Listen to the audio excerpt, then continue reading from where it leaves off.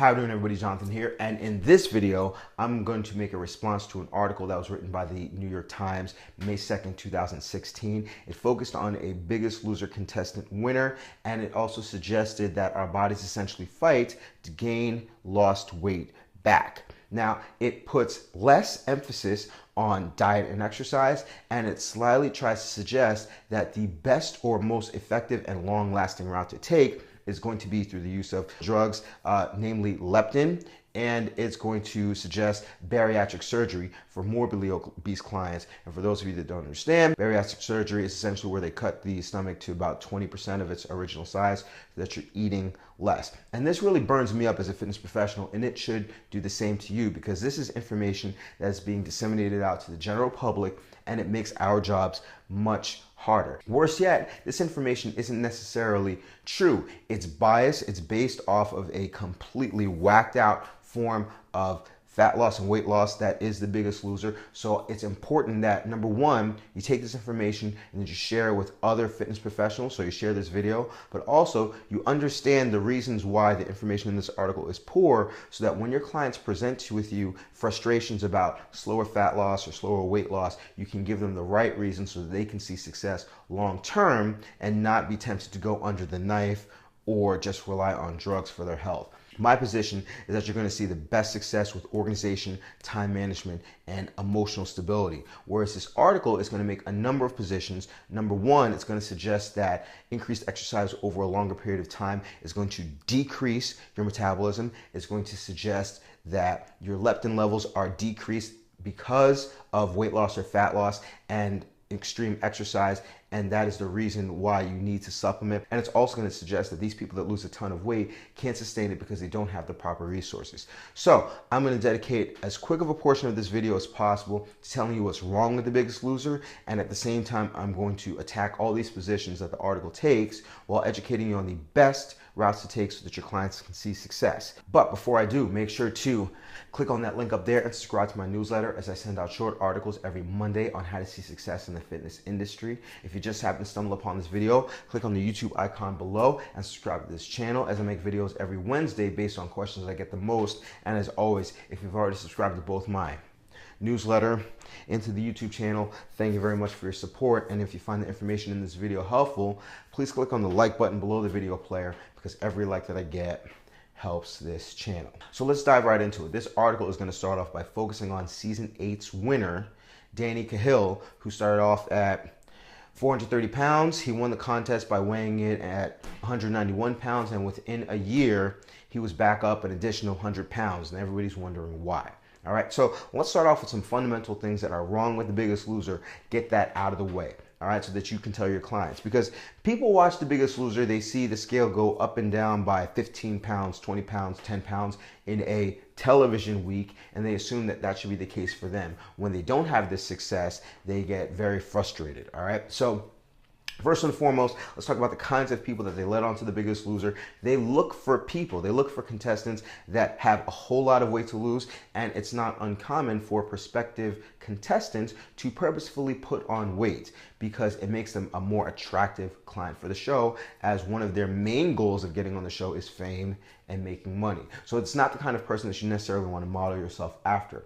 Moreover, these people, as you know, are brought to a ranch where they're spending, 6, 7, 8, 9 weeks, however long they're there, under the supervision of doctors, multiple trainers, not just the team trainers that you see on television, and they're going to be working out 7 to 8 hours a day, looking to create a caloric deficit of 8,000 to 9,000 calories. And the final and major issue with the Biggest Loser is the method through which they determine a winner, and that is percentage of weight loss. And this is completely irresponsible, because you can lose weight in a number of different ways. You can lose fat weight, you can lose water weight, and you can lose lean body mass or muscle. So your goal as a trainer is to help your client to lose excess body fat weight. You don't want them to lose water weight, and you don't want them to lose lean body mass. So let's go to the first argument that the article in the New York Times will make, and that argument is that people that lose extreme amounts of weight end up with a lower resting metabolism. And the suggestion is that Once a person gets down to, let's say, 150 pounds,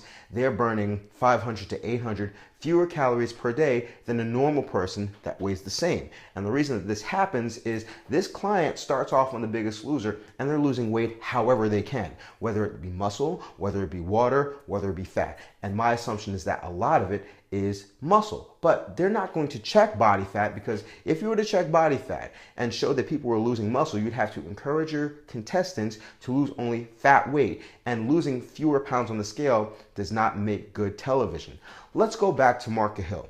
He got down to a specific amount of weight, and then after a couple of weeks on the show, you're sent on your own to continue your journey in fat loss. One of the main reasons why it's not televised is because it's extremely boring. But the most important thing that you have to remember is the path that he took to lose his additional 50 to 60 pounds, whatever he lost on his own.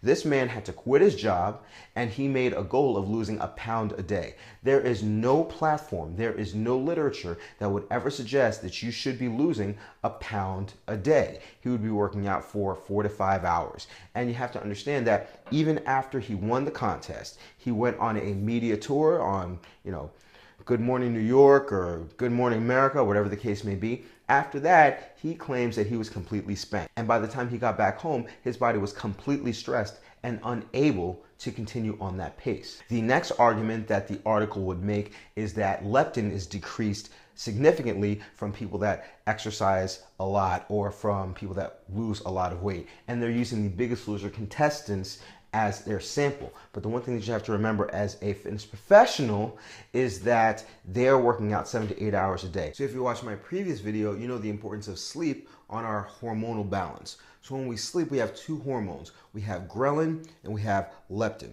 All right. Ghrelin lets us know that we have to eat more, and leptin lets us know that we're satisfied. So as leptin is not produced by lack of sleep, we're not as satisfied. And this is one of the things that these people went through. There's no way that you're getting enough sleep where you're able to work out 7 to 8 hours a day consistently over weeks and weeks at a time. So it's to be expected that your leptin levels are going to drop drastically. Again, if you're getting adequate sleep and if you're checking your body fat, it's going to be very hard for you to lose a lot of muscle mass, and also your leptin levels will stay at a pretty reasonable level. The final assertion that the article makes is that clients are unable to maintain their continued success because they don't have the resources, such as the amount of money for trainers or the amount of time to exercise. And you have to understand that if you're used to working out 7 to 8 hours per day, you're not going to be able to maintain that over time anyway. Nobody's going to be hiring a 7 to 8 hour per day trainer. So you have to explain to your clients that these people worked out in unbelievably rare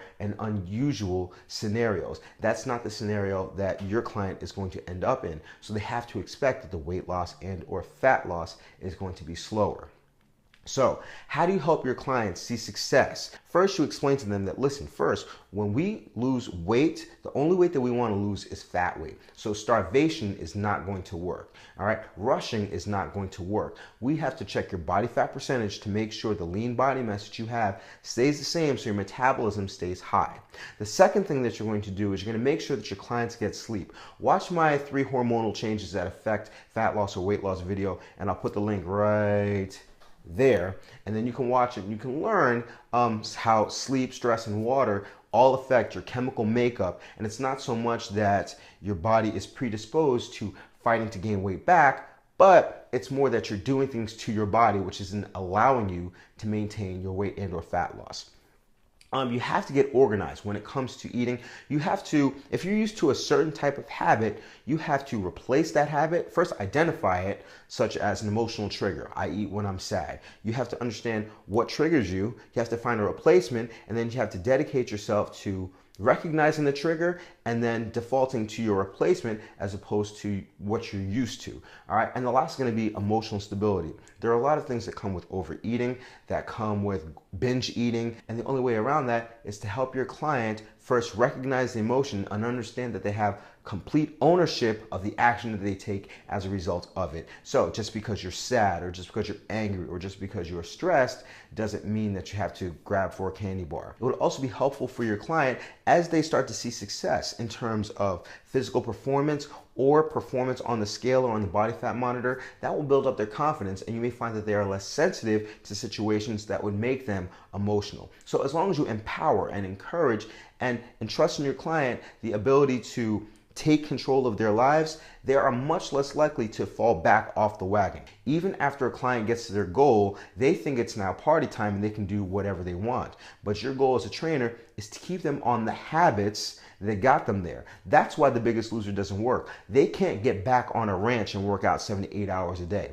But if your client takes 3 times the amount of time as that Biggest Loser to get to their goal weight, then they've done it the right way. They might have done it a little bit slower, but it's something that is maintainable. If it's not maintainable, it's not even worth doing, because eventually they'll fall back into their old habits. They haven't created the organization, the emotional stability, and the time management skills to maintain their weight. So make sure you focus on that on the front end, and I guarantee that it'll be much easier for you to see success with your client. All right, so that's about it. This video is much longer than I wanted it to be. I usually try to keep my videos under 10 minutes, but it's something that was bothering me. So I definitely recommend that you sit through the information, that you read the article. All right, if you have any questions or comments, always make sure to comment below. If you're already a fitness trainer and you want to see success in the fitness industry by tightening up your program or learning to go out on your own so you can promote your own business, help more people, then you should check out my Dumbbells to Dollars course, as it is the best resource for any existing fitness professional to see success in the fitness industry. So if you want to check out that course, you can click on that image right there. But I've talked enough. Make sure to keep the questions coming, because remember, your questions inspire videos. I'll be back next Wednesday, hopefully with a shorter video, as long as you remember to eat healthy, hydrate, drive safe, stress levels low, get rest, don't slap anybody, love your clients, and they'll love you back. I'll see you all tomorrow or the next day, and you have a good one.